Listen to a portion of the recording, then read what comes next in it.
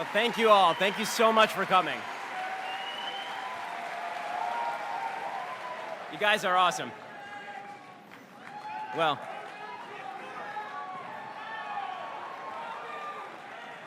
it's great to see all of you. Thank you so much for coming out. I want to first say thank you to Fred and Linda Allen for sponsoring this lecture, and for Young America's Foundation for making it happen, to the UNCG group that made this happen by apparently just posting a flyer that said men cannot become women, which until 5 seconds ago, I thought that men cannot become women was a pretty uncontroversial statement. But apparently it's so controversial that the UNCG administration had to actually sponsor like a full comfort event of some sort to make people feel better about the fact that somebody had told them the same thing that everyone tells a small child before they actually know how to get out of diapers. So, first of all, I'm glad that you're here. I'm glad to see you here and not at the Celebrating Queer event across the street. I was glad to see that they have a live DJ and free food sponsored by a bunch of groups, including the Campus Activities and Programs, No Labels, the Office of Intercultural Engagement, the Dean of Students' Office, the Campus Violence Response Center, which is weird. I mean, I don't feel that violent, the Counseling Center, and the Spartan Open Pantry. I mean, frankly, I think that I deserve a lot of credit for getting free food and a live DJ for these folks. So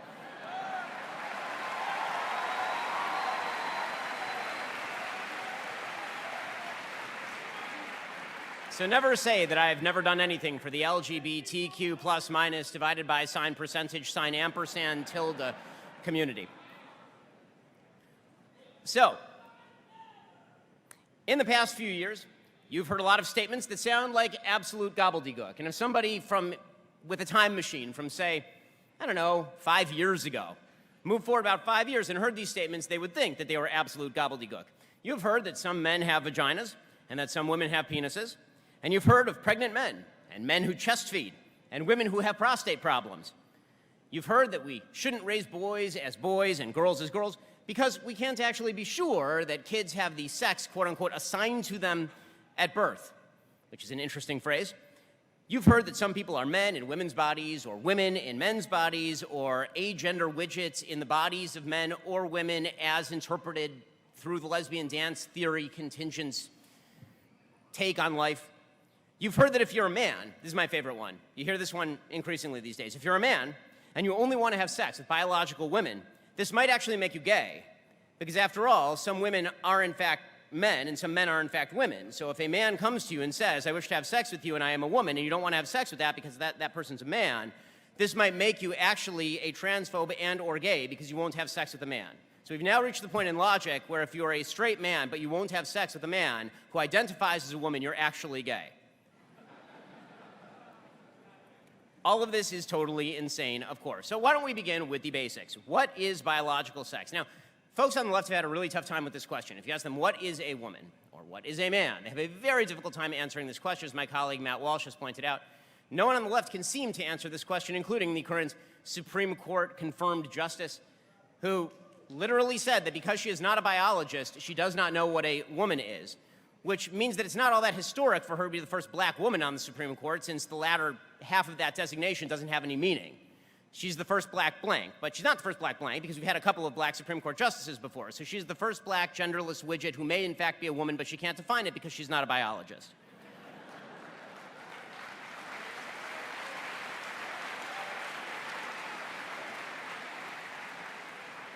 However, it turns out that there are, in fact, biological definitions of womanhood, and they have been true for literally all of time, because all of human propagation depends on the distinctions between male and female, and pretending otherwise does not change those underlying facts. Sex is defined in all mammals, all of them, as the organization of an animal based on its capacity to reproduce. Males and females reproduce with one another in the human species. I know this is very difficult for some folks to understand, but only males and females together can make babies. The genetic material that comes from a male and the genetic material that comes from a female, that is what makes the baby. I have to give this speech to college students now. This used to be for like 4th grade biology.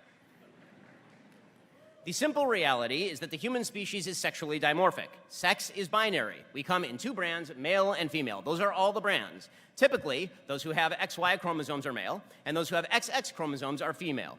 The only reason I say typically is because chromosomes aren't the final definition of sex. Deborah So a PhD in sexual neuroscience, writes, quote, contrary to what is commonly believed, sex is defined not by chromosomes or our genitals or hormonal profiles, but by gametes, which are mature reproductive cells. There are only two types of gametes, small ones called sperm that are produced by males, and large ones called eggs that are produced by females. Sex is therefore binary. It is not a spectrum.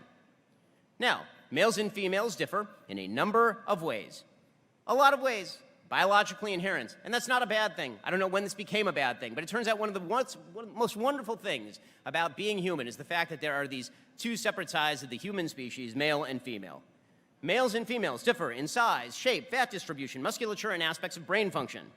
As Diane Halpern, author of the book Sex Differences in Cognitive Ability, writes, quote, the literature on sex differences in cognitive abilities is filled with inconsistent findings, contradictory theories, and emotional claims that are unsupported by research. But, despite all the noise in the data, clear and consistent messages can be heard. There are real, and in some cases sizable, sex differences with respect to cognitive abilities. Socialization practices are undoubtedly important, but there is also good evidence that biological sex differences play a role in establishing and maintaining cognitive sex differences. As neuroscientist Steven Pinker says, quote, differences between the sexes are part of the human condition. Leah Thomas, for all the talk differently, is still a dude racing against ladies, and this makes a difference when you get in the pool. Now, there are, of course, people who have anomalous genetic conditions.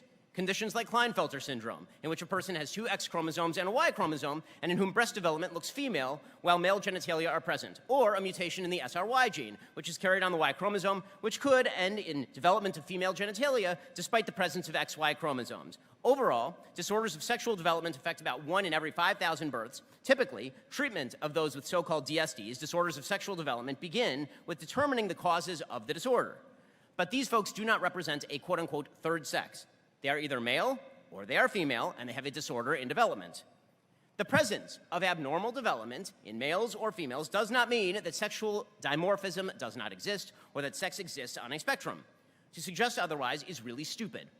This is the same thing as saying that because one child every few thousand is born with 3 toes, this means the number of toes in a human being is a spectrum. Or that a person with 3 toes might be a sloth human. A human being with a genetic condition is a human being with a genetic condition, not a new sex or a member of the opposite sex. That's not how that works. Again, all reproduction is rooted in the presence of sexual dimorphism. To pretend otherwise is just biologically nonsensical, and to define sex in any other way is also nonsensical. That's why, to end a conversation on transgenderism, just ask for that simple, non-self-referential answer. What is a woman? Define man or woman.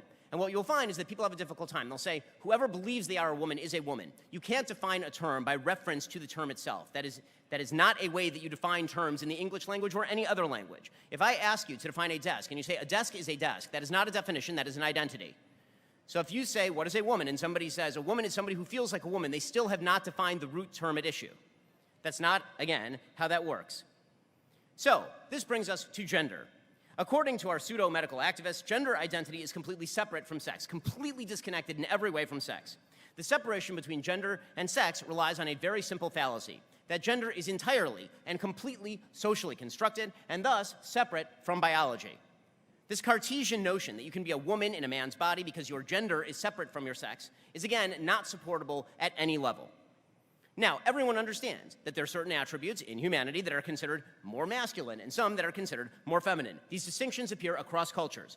Some of that is undoubtedly biologically oriented. In fact, you can see some of these sex differences in behavior in the primate kingdom.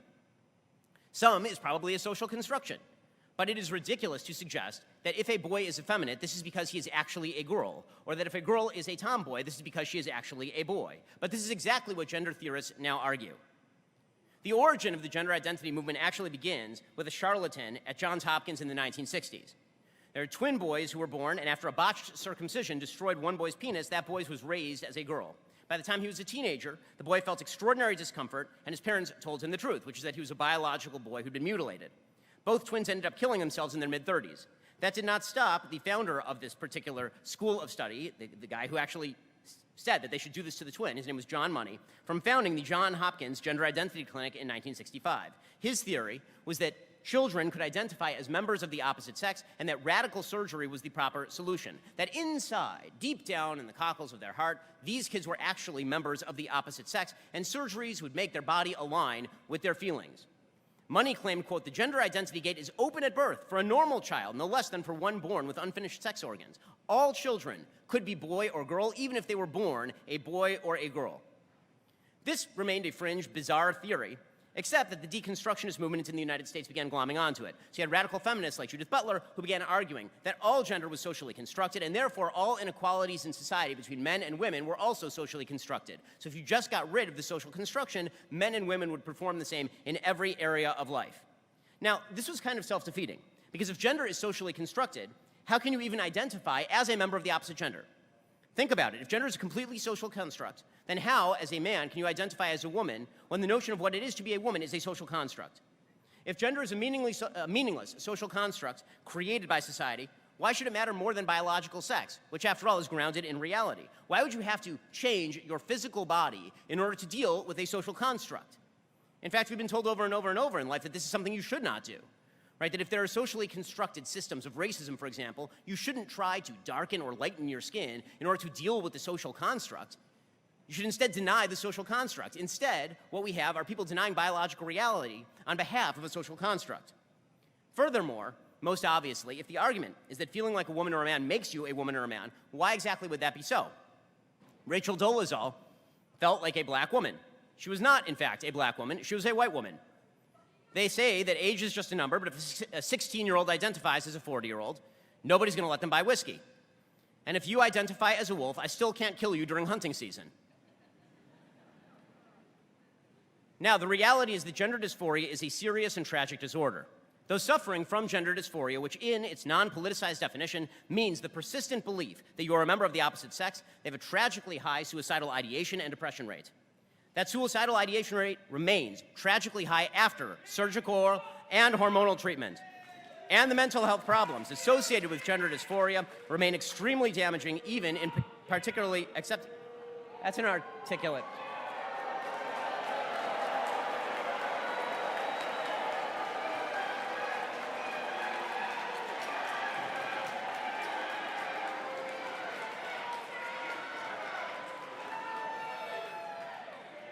Okay, two quick things. One, fuck you is not an argument.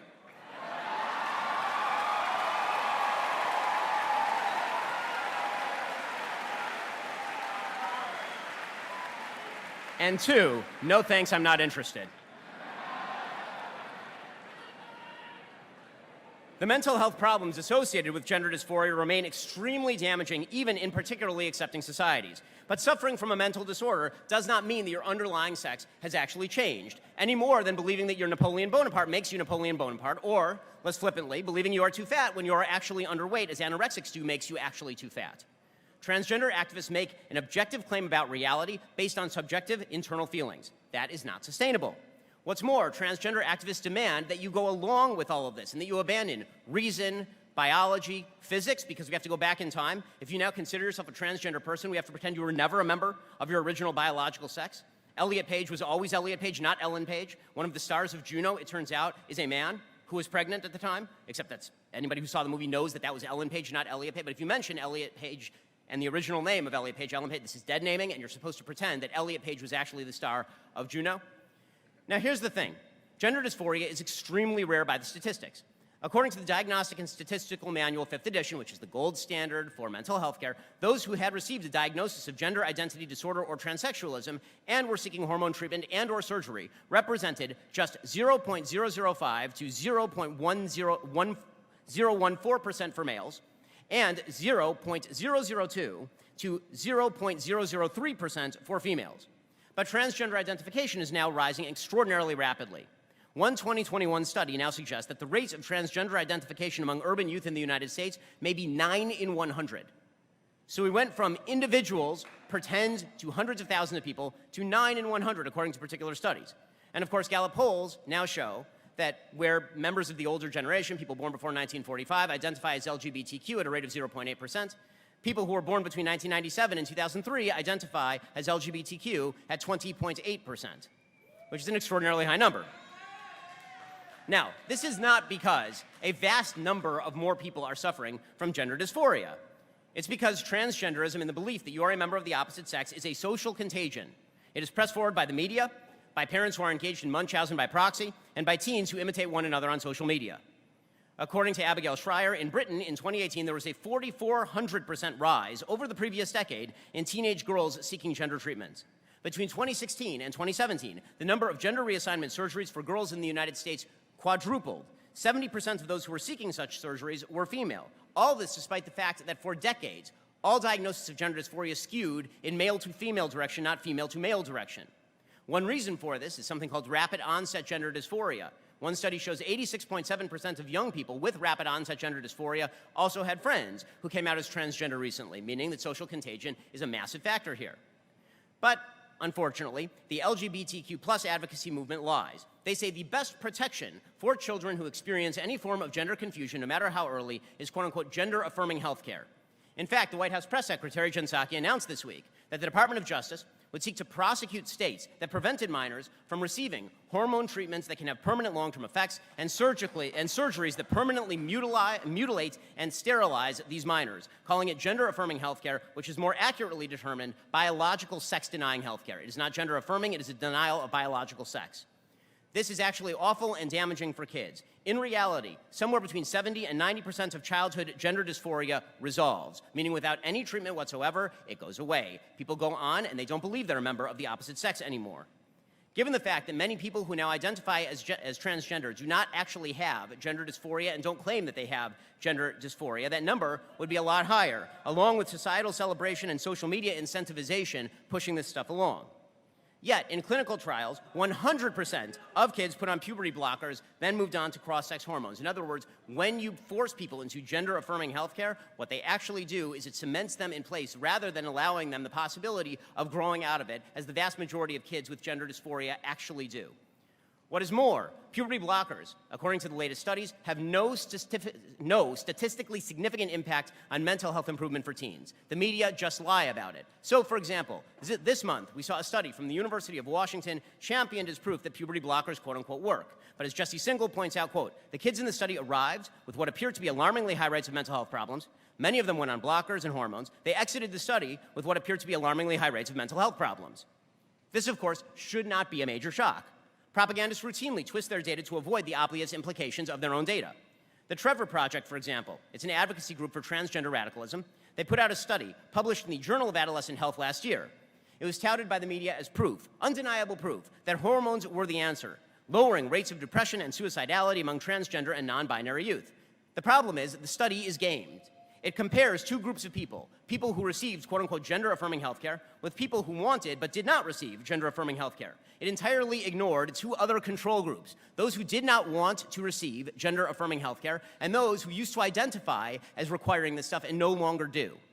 By the way, even among those aged 13 to 24 who wanted to and received so-called gender-affirming healthcare, 44% seriously considered suicide, 15% had actually attempted suicide, far higher than the rates in the general population by like an order of magnitude.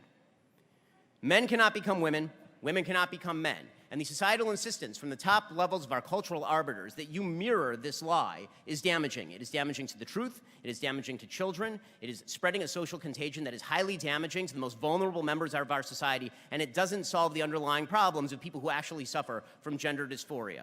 Lies like this need to be called out, and they need to be fought back against. Because the simple fact of the matter is, if we can't agree on a shared reality in which basic statements like men are men and women are women can be said, then we share nothing at all. Thanks so much. Happy to take your questions.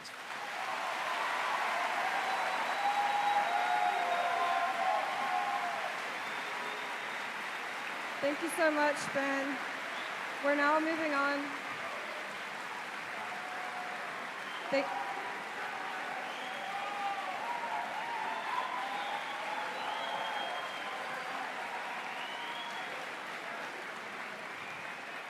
Thank you so much, Ben. We're now moving on to the Q&A portion of the event. If you have a question, please make your way to my colleague here and line up behind her. Keep your question brief. We want to ask one question, so we have time for as many as possible. Thank you. We have our first question now.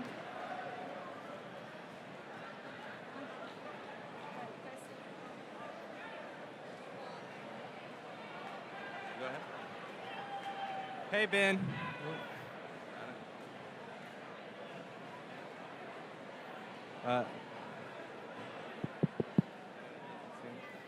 Hello, Ben. I'm a student here at UNCG. Sorry, Oh. sorry, it's a little difficult to hear you. Sorry, go ahead. So my question was, why is monogamy as opposed to like polyamory or promiscuity the best option? I'm sorry, say one more time. Why is monogamy as opposed to promiscuity or polyamory the best option? Because all societies are built on the healthy bearing and rearing of children. And the most valuable form of the bearing and rearing of child is mother and father in the home with the biological child that they have sired. Thank you. I appreciate it.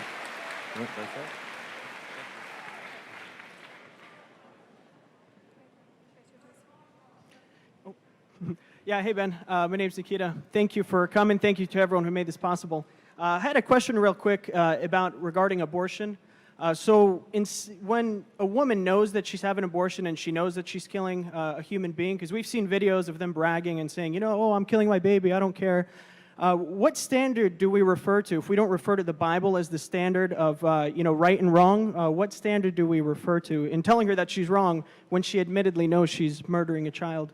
Well, I mean, if somebody knows that they are killing a child and they actually acknowledge that, this is not what I think most people do when they have abortions. I think they've been largely indoctrinated by our society and our media into believing that they're aborting something completely meaningless, a cluster of cells. They've been told that they're doing an act of good on their own behalf and that there is no countervailing value on the other side. So you're talking about the extraordinarily rare situation in which people are shouting their abortions because they know actively this is a human being and I'm killing it. I mean, honestly, it doesn't require the Bible to understand the sort of general note that you're not supposed to kill your own kids. And so if somebody fully acknowledges that they're killing their own kid, I don't think you have to cite to the Bible to say it is wrong to kill your own children. This exists across every culture, so far as I'm aware, that killing people generally is not a good thing. Now, I shouldn't say every culture, because there are ancient societies, Sparta used to leave enfeebled children out to die in the winter and that sort of thing. But the kind of general concept, which is it's bad to kill innocent babies, I think holds true for the vast majority of societies. I don't think you actually need to cite to the Bible to go there. All right. Hey, thanks.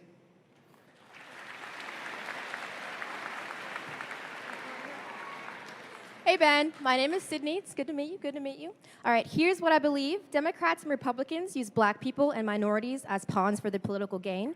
Joe Biden, for one, is a complete racist and has done nothing for my community. Kamala Harris is a complete traitor and added to the incarceration rates of my people and has the audacity to represent us.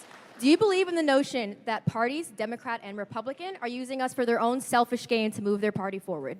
So I think that pretty much all political parties are built to use people for their own particular selfish gains in order to get in office. I mean, this is what political parties do. I don't think that's unique to any one political party. I will say that if a party does not serve the interests of the population it purports to serve, then the use becomes more obvious and more venal, more corrupt and more terrible.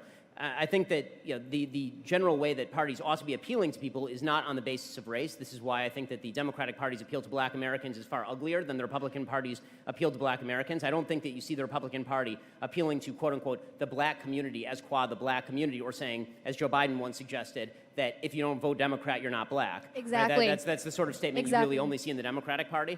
So it is sort of one-sided that way.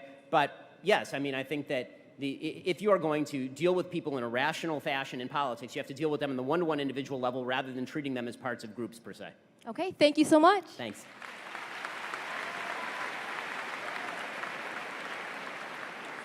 Sweet. All right, sweet. Oh, sorry, my bad.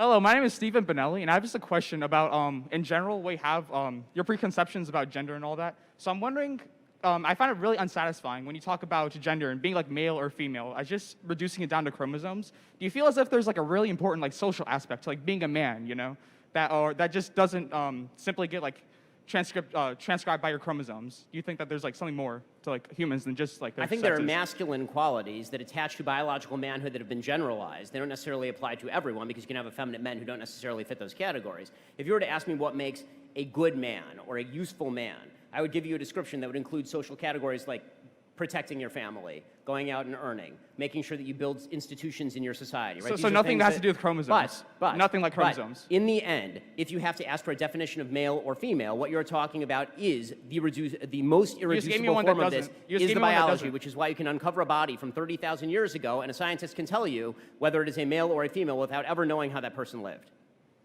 All right, sweet. Thank you.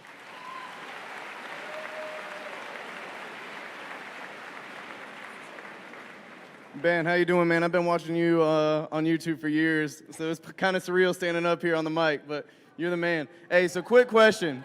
Do you feel like it's reaching like a tipping point as far as all these things we hear about? It gets more and more radical. Do you feel like it's reaching a tipping point where as far as the media and stuff, their representation of this will change? Yes. I mean, I don't think the media's representation of it will change. I think more Americans will just turn away from the media. So I think that you are seeing this with regard to, for example, the Florida Parental Rights and Education Bill, which is not, in fact, called the Don't Say Gay bill, nor does it say anything about being gay in the bill, if you read the text of the bill. Right? What that bill says is that you are not allowed to indoctrinate kids K through 3 on sexual orientation or gender identity, which I don't care how radical you are.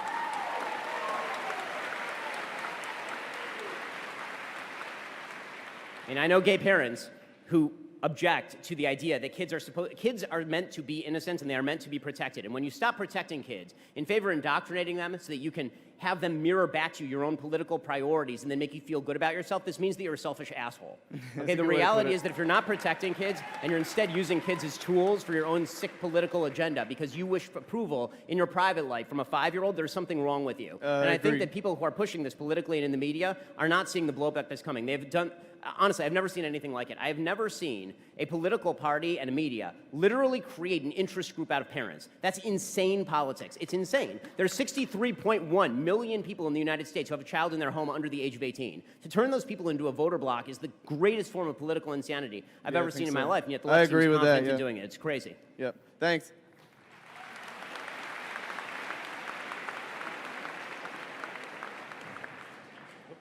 Hey there, Ben. My name is Hugo Obregon. I just want to know, why do you think trans people are killing themselves because they're trans and not because, like, the way society treats them in the same way, like, the suicide rates of gay people go down as they're more accepted? So the suicide rates of gay people actually have gone down some, but not entirely. Unfortunately, the suicidal ideation rate among gay people remains very high. It's highly associated with depression and suicidality, even in very accepting areas like, for example, San Francisco. The suicidal ideation rate is still significantly higher than the non-LGBT community. Transgender suicidality rates, there's not been any meaningful study that I can see that suggests that socioeconomic status, for example, impacts this, or that mere acceptance changes the extraordinarily high suicidal ideation rates. In fact, there was a study from the Trevor Project that recently came out, and it looked at social acceptance in families, and what it found is that 40% of trans kids, or minors who identify as transgender, are still experiencing suicidal ideation, which suggests to me that this is not merely a question of people are being mean to people who are trans. Our society, as an overall affect, is much more accepting of people who consider themselves trans than it was, say, 10 years ago. The suicidal ideation rates remain precisely the same. They have not changed overall.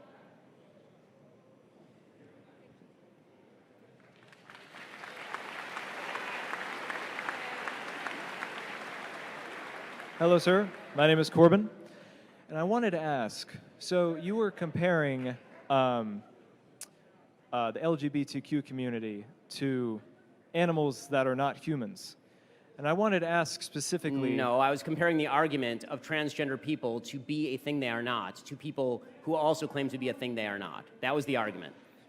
So I wanted to ask, if we're a developed society and our mind thinks differently than other animals, shouldn't we have the ability to go to a higher level where we are able to overcome the societal constructs that have been created and create something in which each individual is happy instead of thinking that we have to go over the social construct? So I don't think biology is a social construct, and I think the greatest way of finding unhappiness in your life is to go to direct war with biological reality. This is a very stupid thing. If you walk off the 99th floor of a building saying we've developed in our society to the point where really we should be able to transcend the laws of physics, about halfway down you're going to realize this is a very bad idea. And if you do the same thing with biology, saying that biology no longer matters because we in our Cartesian minds are able to have ourselves soar above the realities of biology, this is a very bad way of living your life that's going to end with an enormous amount of misery. Biology is a reality. Denying reality is not going to make people's lives better. It's going to make it markedly worse. But it's not biology, it's gender. Gender is not biology. Biology and gender are interconnected, and to pretend that they are not is to ignore all available data.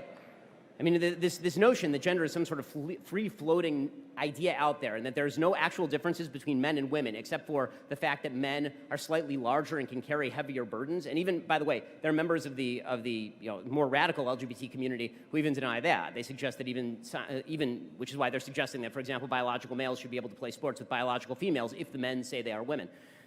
To deny that male and female are categories that also have inborn behavioral differences attendant upon them is to ignore the impact of biology. And again, that exists not just in humans. This exists in virtually every mammalian species. Well, you know, these animals don't have...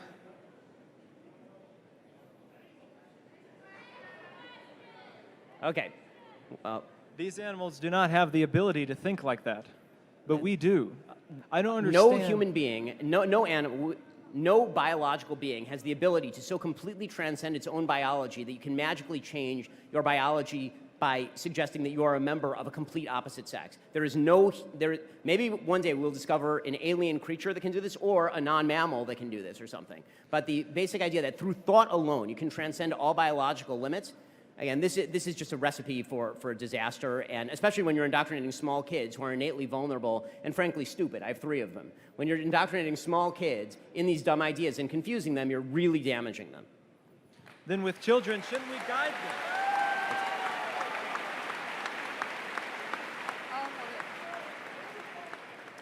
Hello, my name is Palumi. Just noticing there are a lot of like red herrings I feel like that are being thrown or whatever, and I mean whatever, I understand you're up there, you have to say whatever you have to say to all these people. Well, I don't have to say anything. It's a free country. But why No, don't you no, name one of course. go to the argument. No, Go of for course, it. and I support the free country, and that's actually exactly what I'm gonna be talking about. Oh, sorry. Yeah. All right, that's exactly what I'm gonna be talking about. If you support like free rights, I don't understand how you can't, like what YF did, they're in their free right to do that. However, trans people are in their free right to live however they want to live and feel comfortable in however way they want to live. So I just don't understand how you have this free right idea when how do you not realize that your ideas are imploding on themselves? Okay, so that your ideas are going to eat themselves. No, they're not, because the Radical conservatism is going to eat itself. How do you not see that? Okay, so let me, I'm wondering where you're getting the right to be comfortable in all your ideas. Are you defining the right Because it's a to free country. express your ideas as the right to be comfortable in all your ideas, or the right to have all your ideas affirmed? You're here denying my ideas. That's fine. That's good. Yeah. I appreciate that. Of course. Okay, well, if somebody makes an objective claim about reality that is untrue, you have no right for me to affirm your untrue claim about objective reality. That right does not exist. It has never existed, nor should it ever exist. Fair enough.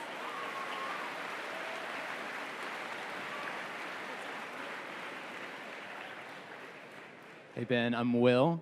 I have a religious question for you. So I figure you've probably heard this before, but C.S.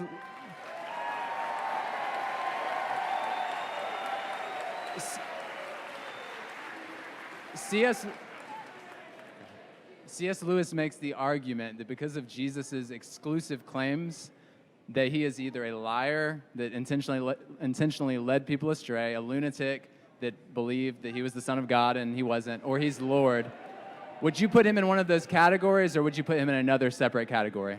So, I mean, because I'm a Jew, I'm just going Right. to, I mean, look, I'm a Jew, so obviously for those who are not particularly versed in Judaism, the reason we're not Christians is because we don't believe that Jesus Right. was the Messiah or a physical iteration of God. Right? So the answer that is typically given here is there is a fourth option, which is the belief in Judaism that the Gospels are unverifiable, and that they don't relate Jesus' own self-perception. So I've said this before, that it's not that Jesus was a liar or that he was a lunatic. It's that, you know, in Judaism, we don't actually believe that a lot of the claims that Jesus makes in the Gospels jibe well with what Jews even at the time would have claimed. Right, which is actually the claim that Christianity makes. Christianity also makes the claim that Jesus is making transformative claims that would have existed outside of Judaism. So obviously, if you're a Jew and you see those claims made, you're like, well, no Jew would make that sort of claim. That's a weird claim to make. Christians are like, right, no Jew would have made that sort of claim because he's God. Right, so the option from within Judaism is to suggest that Jesus was actually a historical figure who was saying a lot of things that Jews would agree with, because if you read a lot of the New Testament, as you would expect, mimics a lot of the things in the Old Testament, and that he was actually a political figure, and that the Romans crucified him because he was a political figure who was attempting to lead a rebellion against their tyranny. That's the Jewish historical claim about Jesus. Now, again, I'm not saying that Christians agree with that claim. They don't. This is why I'm Jewish. This is why you're Christian. Nor am I saying that if you're Christian, you shouldn't go to church. You absolutely 100% should. I'm trying to encourage more Christians to go back to church. I think that the future of the country is deeply reliant on the reinstitution of trust in the church as an institution. Thanks, Ben.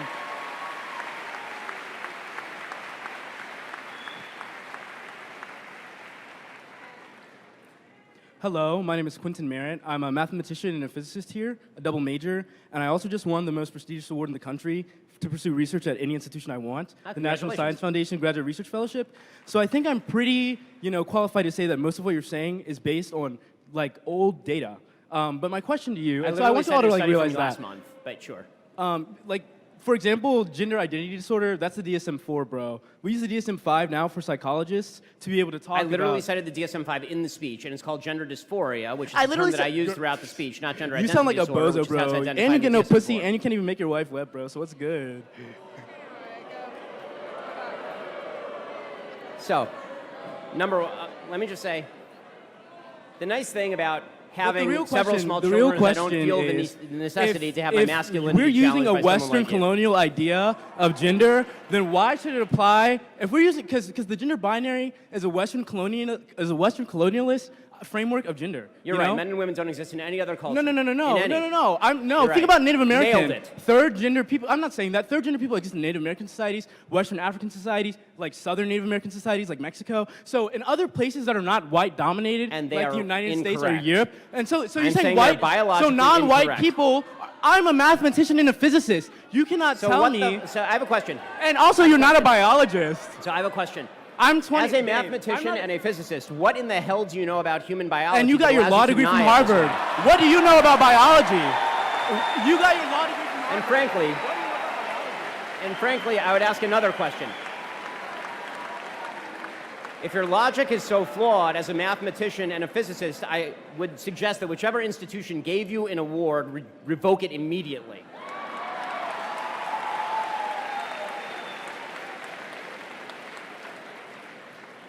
Hi, Ben. My name is Emily. One of the biggest issues I see in America is the increasing division or polarization between both conservatives and liberals.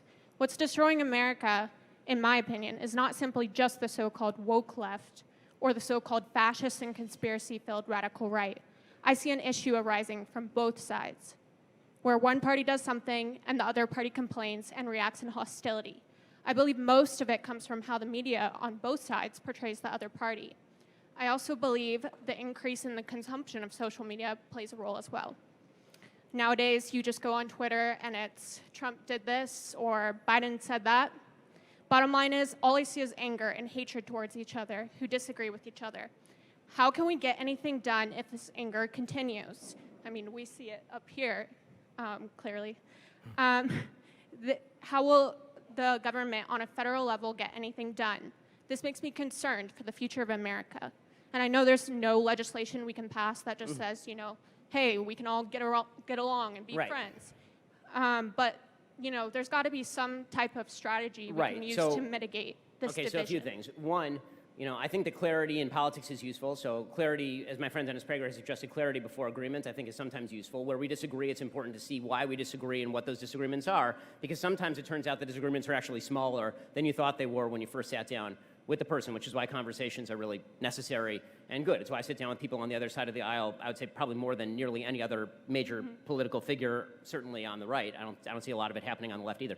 As far as social media, it obviously exacerbates divisions. You can get echo chambers for sure. It's also true that without social media, you don't have an echo chamber. You just have one sort of media hegemony from one particular side of the aisle. So I'm very grateful that social media exists so that you can rebut some of those points. Listen, I'd be a hypocrite to say I don't appreciate social media. It's made me wealthy and famous. But I also think that what you're really talking about is the death of institutions. And institutions are not built nationally, they're built locally.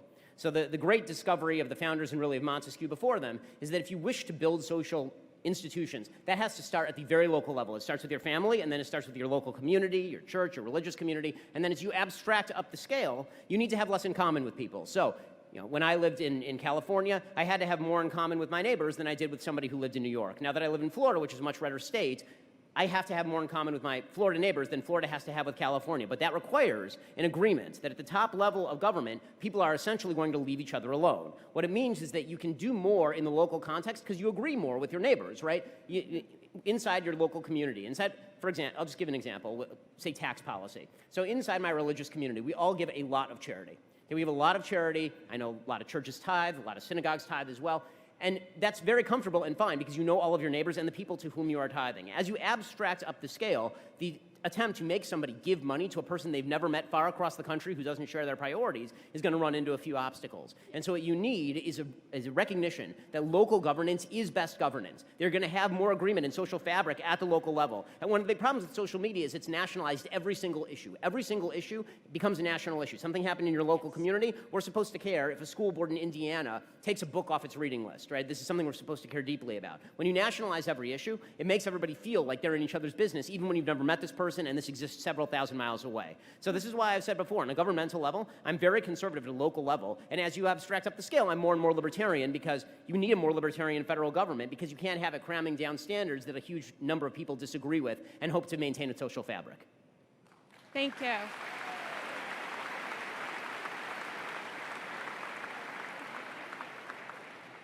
Hey, Ben. My name is Dasan, and I just have a brief question for you. How much are you being paid to speak here today? I will have to check with my assistant. My normal speaker fee is really, really high. I think I gave a discount on this one. What's that? What, Give me a really, really ballpark. high? Ballpark. Well, I blush to say. I feel like it's not humble. I'm curious. I'm very curious. Well, you're very curious what my normal speaker's fee is? Yes. I'm not charging my normal speaker's fee to Young America's Foundation for this particular speech, but if you contact my assistant, Kelly, But I want to hear it from you.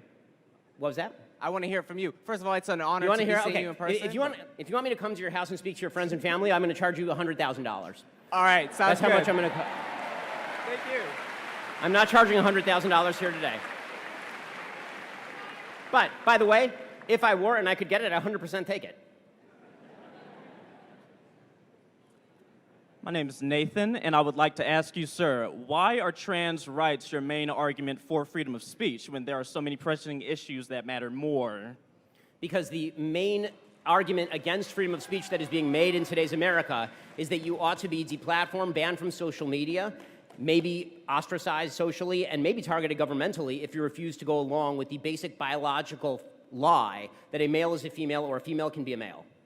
It is a large-scale attack on freedom of speech. This is a large-scale defense of freedom of speech on the same point. Thank you.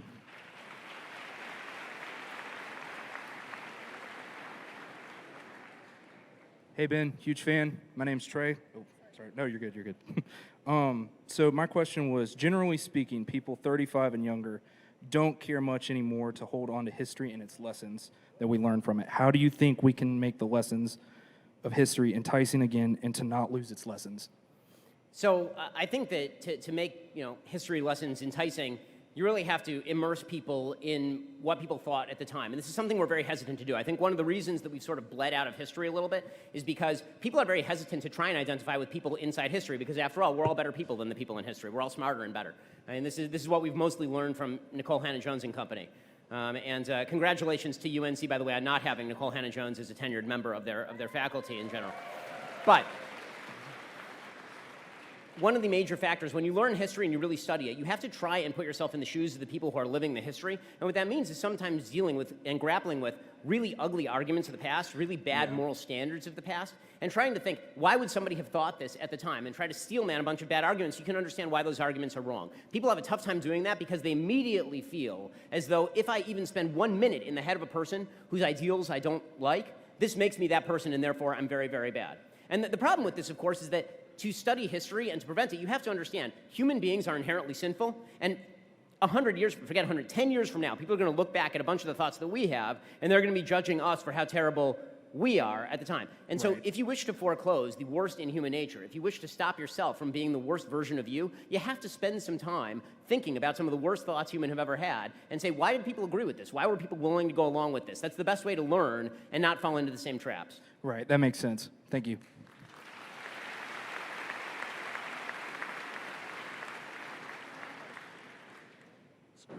How you doing, Ben? My name is Eric Zappone. I actually drove in with a couple of my friends from Elon University. Thank you for coming. So my question is simple. With multiple Wall Street investment banks recently warning of a recession, what's your opinion on America's monetary policy and Biden's chance of re-election heading into 2023? So, I mean, America's monetary policy has been far too loose for far too long. It was rooted in the basic notion that inflation had basically been a dead letter since the early 80s, since Paul Volcker ramped up the interest rates in the early 80s. And for a while, that was true. I mean, one of the things conservatives always argued was in 2007, 2008, there was going to be a massive inflationary wave, and it didn't happen.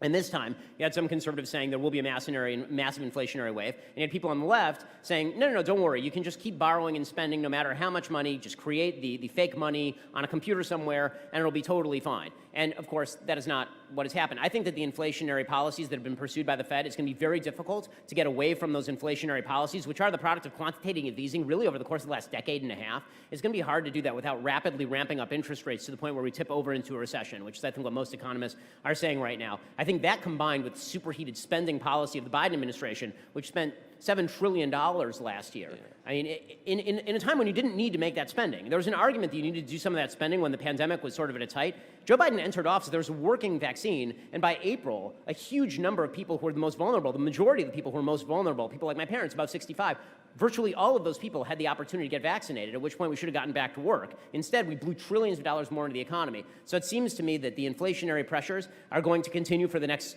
at least until the end of the year, is what most economists are now saying. I think it's going to have some long-term impacts, but as I've been saying since the beginning of the inflationary spiral, I worry a lot less about the inflation than I do about the economic stagnation that follows heavy regulation and even higher taxes, which is what Joe Biden is pushing. So I'm not so worried about inflation being a persistent 5, 10-year problem. I'm very, very worried about economic stagnation being a 10, 20, 30-year problem from here on out. By the way, you know who else was worried about this? Was Joe Biden. Even when Joe Biden came into office, Biden was not expecting inflation rates to be like this, but he was suggesting that after Build Back Better, this giant spending boondoggle that he didn't get away with, that the growth rates 3, 4 years from now would be 1.5%, 1.6%, 1.7%. Those are bad growth rates, and he was expecting that. So the prospect of economic stagnation scares me. I think Joe Biden, I mean, if he runs in 2024, if they somehow strap him to a gurney and prop him upright and roll him from train stop to train stop, having him mumble in non-English, I think that he has a poor chance of re-election. I don't see anybody else on the Democrats' bench. Kamala Harris is the worst politician I have ever personally seen. She makes...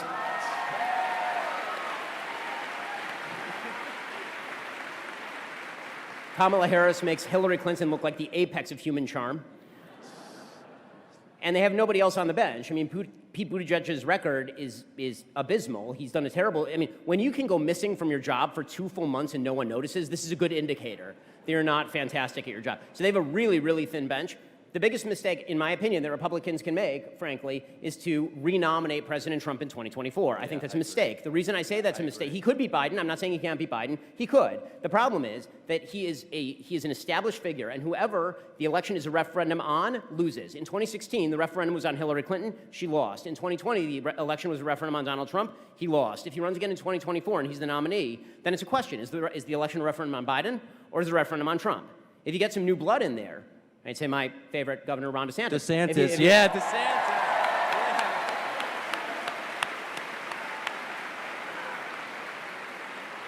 Governor DeSantis knows how to fight, he knows where to fight, and he doesn't have anything remotely like the baggage that Trump had, mainly because, I mean, Trump had to drag like a 727 filled with baggage everywhere he went.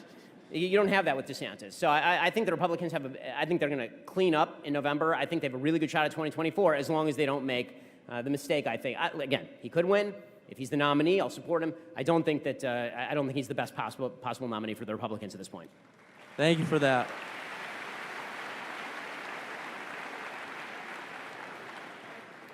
Hey, Ben. My name's Jack St. Pierre from Elon, North Carolina. I'm here with the Sig Pi Boys. So my question for you is, what's up with the Batman movie, man? I saw your review. Yeah. Okay, so quick poll of the room. Who saw The Batman? Yeah, a lot of people. Okay. Okay, and quick show of hands, who liked The Batman? Okay, who didn't like The Batman? Okay, yeah, me and all 7 of you. Okay, so if you want to see my full 20-minute review of why I didn't like The Batman, it's available on YouTube. I had to cut it down to 20 minutes. Originally, it was 4 hours long. I think I think the Batman fundamentally misunderstands the character of Batman and is a referendum on why Batman is bad to fight criminality and really why he needs to become Superman and lead suffering people onto roofs of buildings and medevac them. That's really not Batman's job. So that's sort of my key criticism of the film. Also, Batman, it turns out, is a really bad detective because the Riddler just gives him the entire plot of the movie all the way through the movie and then randomly decides to, okay, I'm not going to stop there. I don't want to spoil it for those of you who haven't seen it. Okay, fine. Thank you, Ben.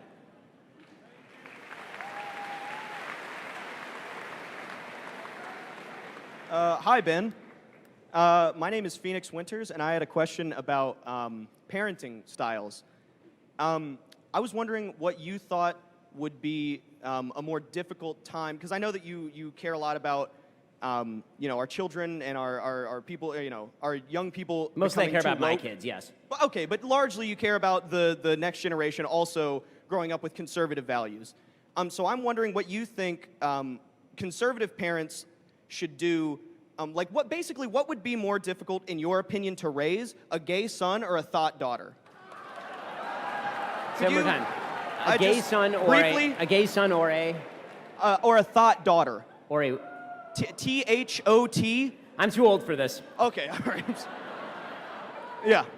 A promiscuous daughter. I mean, what? I'm just going to go no. Well, I appreciate it. And move on with my life.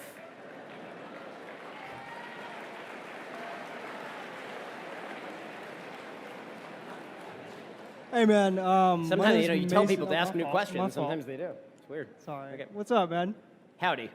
My name is Mason, and I wanted to ask, you mentioned earlier it would cost you $100K to get you to the house. What about your sister? Well, you'll have to ask for her speaker's fee. She's a very talented woman who's in demand. Also, she has a brand new baby, so it's going to be hard to get her. Congratulations on the baby.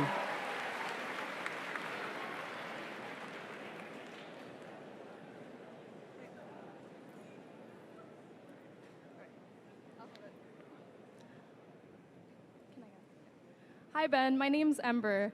In 2021, you said that the potential rise of global temperatures by 4 degrees Celsius due to climate change is, quote, not an emergency, and even made fun of top scientists for calling climate change a climate emergency. A new study by the Journal of Natural Science says that if by the end of the century, climate change will total up to 83 million deaths because of climate-related causes. Yeah, they're wrong. Sorry, go ahead, but continue, but I'll explain why. Go ahead. I'm wondering, Ben, why you believe that climate change is not an emergency. Okay, because they're wrong. So now here's the, sorry, I didn't let you get to the question mark. The reason that they are wrong is because all of these studies are done in the absence of mitigating measures. So as I've said before, when I talk about climate change, when you're talking about climate change, there are a couple of things human beings can do. And by the way, I accept IPCC estimates. They range from sort of the mild, like 1.5 degrees Celsius, all the way up to the not very mild, like 4 degrees Celsius, again, over the course of the century. And because there is this range, the more extreme versions of this, the 4 degrees Celsius, whenever you read the IPCC reports, which I have, when you read those reports, they say in them that they have very low confidence that some of the more catastrophic sort of predictions are going to occur. They will say low to moderate confidence. The less catastrophic predictions, they'll say more like high confidence or fair high confidence, that kind of stuff. Okay, here is the thing.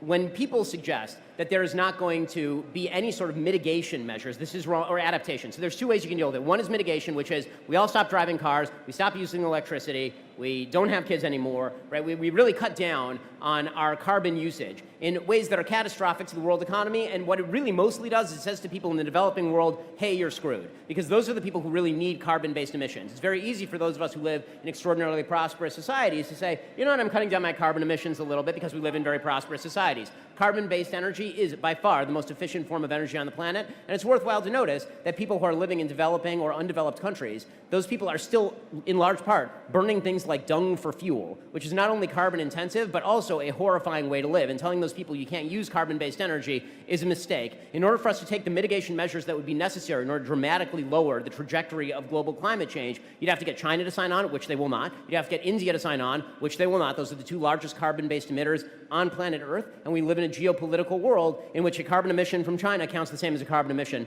from the United States, which says, again, this doesn't mean there's nothing we can do. It means what we ought to be doing is the thing that will prevent the 83 million deaths, which is why I'm very confident it will prevent the 83 million deaths, adaptation. This means, for example, that we build seawalls. The simple fact of the matter is that New Orleans exists below sea level. When the seawalls, when levees were breached because the levees were poorly built, it killed 10,000 people. When the levees, last time around, this last year, there was a major hurricane. It swept directly through the exact same area, and pretty much no one was killed. The reason being, the levees were much better built. When you're looking at coastal, low-lying areas, seawalls have been built in places in Miami, in places in Seattle. Geoengineering, which is a methodology that's being explored largely in some of the northern European countries for actually changing the climate itself by, for example, shooting particular types of material into the air.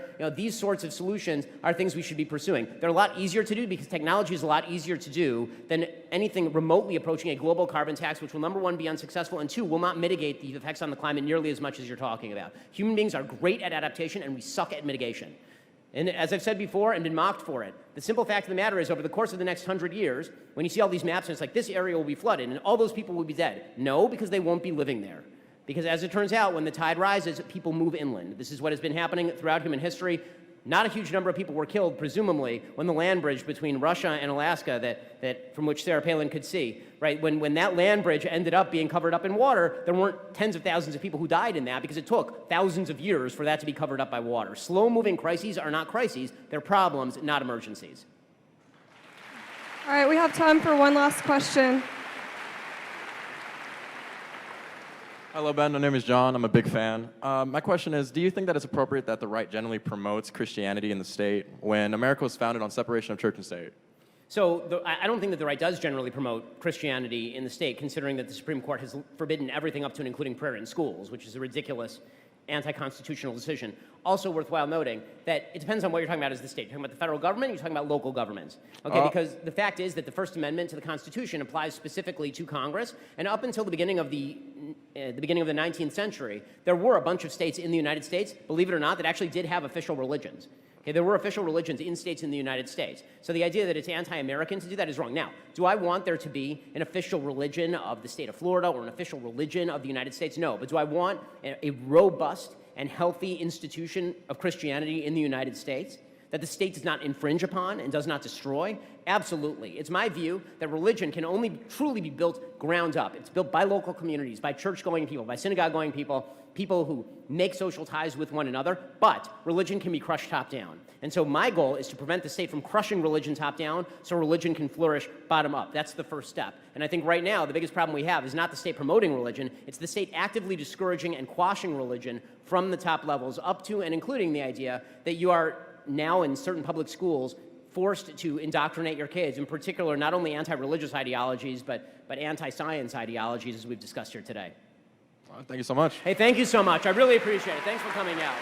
And thanks for all your hard work.